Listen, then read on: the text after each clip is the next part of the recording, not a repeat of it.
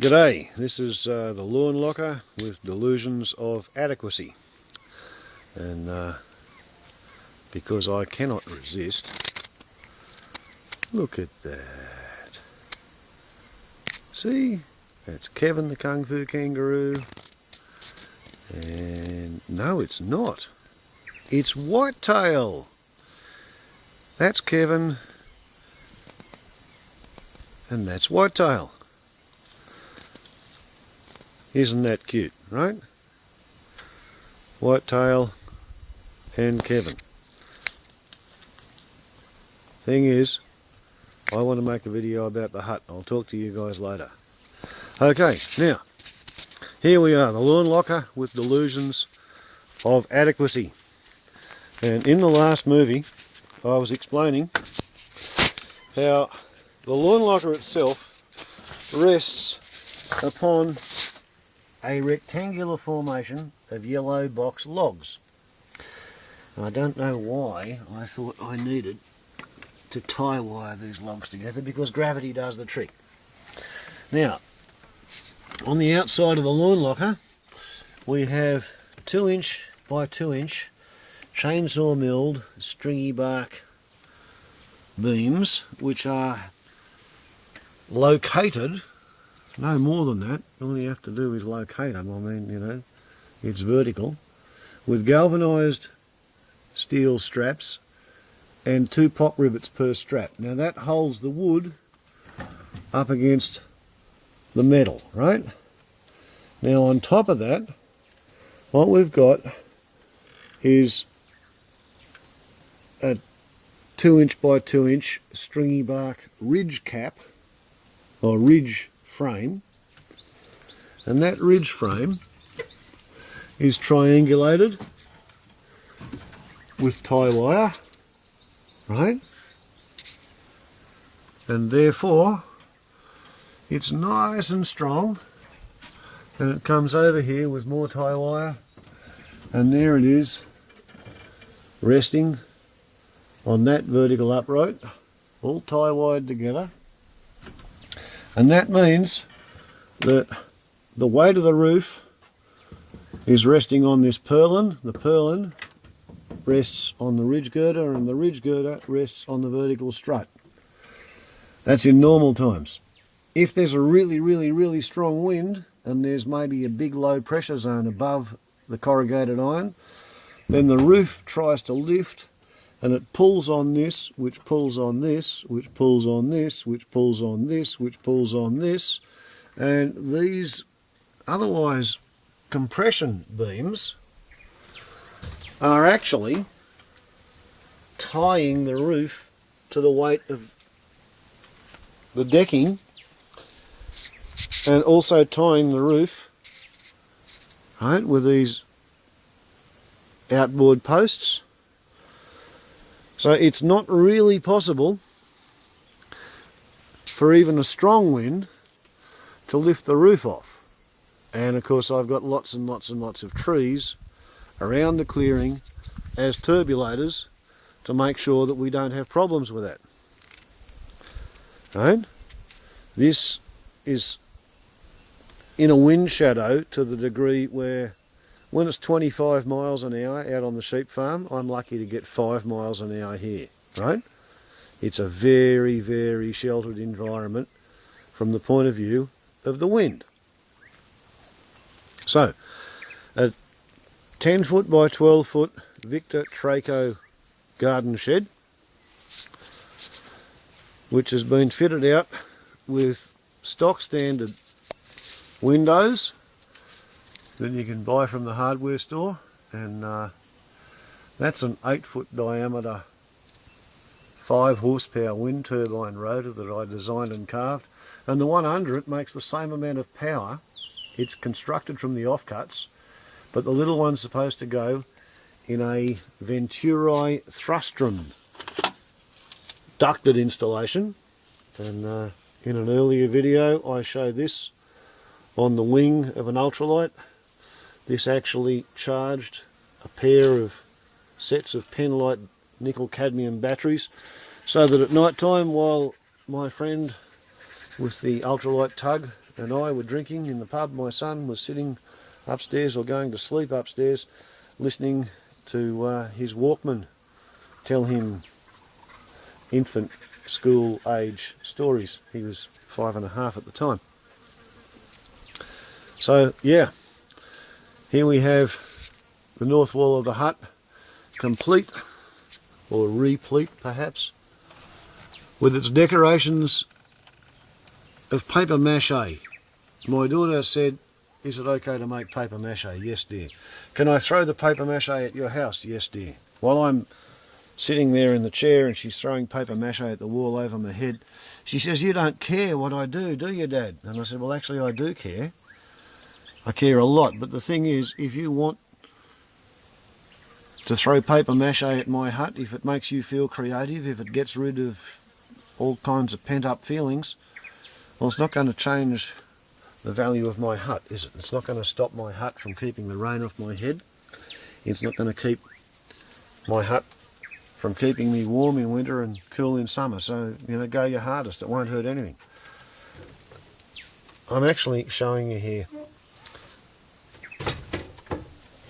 a replica Aboriginal fish spear artefact, which I constructed and my wife took to an archaeology residential school at the local university. She got 90% for that. When I was a teenager, I killed the stingrays in order to get those stings, and I ate the stingrays because I used to be a meat eater. There we have my children's hands on the wall. That's a dead sleeping bag. I went through a phase where I couldn't be bothered making the bed, so I slept under a sleeping bag for 3 years, and eventually the cotton lining went rotten. This is a chair constructed from chainsaw milled honey locust. This was like the second time I got into making furniture. The first one was a bookcase, and then there was these chairs. And there's never quite been room in the hut to put the chairs in there. So here they sit, providing support for a tabletop that I never got around to hanging on wires. Let's see, there's another one of these chairs. There's Tuna australis red cedar forming the legs of this one, whereas the other one's all honey locust. They really are comfortable chairs. Fairly arty-farty, but the trouble is I used linseed oil and I didn't have a mould inhibitor, and therefore they've gone black in the sunlight. But they still work, like chairs are for sitting on, not for looking at. These floor planks, they're all chainsaw milled, right? They go on top of softwood treated pine brick pallets, and when I made the first lot of them and put them on this, Elizabeth's feet were so small that she would fall through these holes, so I had to give her floorboards, so I used a chainsaw to make them. And I was actually so pleased and proud that I used the offcuts. I couldn't bear to throw them out because it's so much work to make rectangular prisms out of round timber. This is a chair that Matthew bought at an auction and bequeathed to me after he left it. This is a piston from a very large diesel engine. A friend of mine who lives down the coast gave it to me. Fire extinguisher given to Matthew and used at a bit of a party event. There's the radio, which has been repaired when bits of it failed, and that's how we listen to Radio National. These curved shelves were offcuts from a boomerang.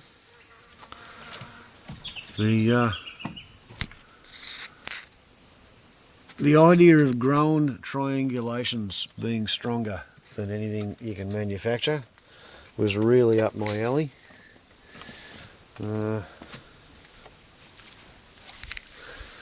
Here we have the front steps, made out of, again, chainsaw milled offcuts. And these brick pallets give you a place to store all kinds of strange and interesting rocks. These ones over here are from down at the coast where I used to go as a kid, a place called Red Rock. That's a water pump that hasn't got too much wrong with it, need a few parts. Pretty sure my grandfather made that wheel. Dad described the way his father liked to hand forge metal wheels, and a friend of mine found it in some mining country up near Torrington, and he gave it to me. Here we have more stored stuff. These are chainsaw milled pieces of yellow box, which I have plans for. These are actually plaster filled shoes from my own infancy. God knows why my mother thought I wanted them.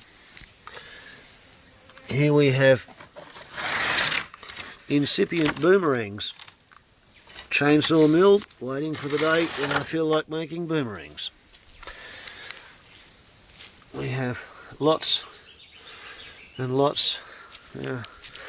Here's some more. Those last ones were yellow box. These are Casuarina sub rosa slabs milled with a boomerang, mountain or black oak. That's one of the most outrageous grown triangulations that I've got in the place. It's all quite sound structurally. It's just a little bit artistic as well. Yeah? Like, I don't like to throw shit away if I can use it. And these really seemed like they were worth doing, to me. You know? Other people might differ. But you know, here's another one. The original idea was to connect the hammock to here, but in the end I needed the extra length.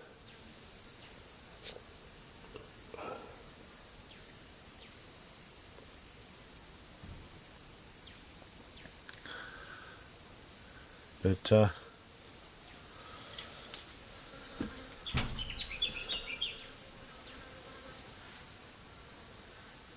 yeah, that's I don't know whether the inverter switched on or not. However, if the inverter's running, that starts up and operates. Yeah, that's something Elizabeth picked up somewhere. And you know, here we have storage of stuff that the kids have never really picked up. This is a bit of a funny one. What does it say? Oh dear, it's disappeared. It's supposed to say the Mama-san chair. It's a woman's cow milking stool. I found it at the dump. It did have a really funny label on it once upon a time. This fire extinguisher is operational. When you live out here, you want to have as much fire protection as you can get. So one of the things that I do is I take the water from the bucket under the sink and I throw it out over this patch. So this is always the wettest part of the hill. But as well as that, I set this hut up here during a drought, and once it started raining, I discovered that I've built the hut on a spring. So it's possibly one of the most bushfire safe places in the forest. And speaking as the fool on the hill, I'm quite happy to live here. Ciao.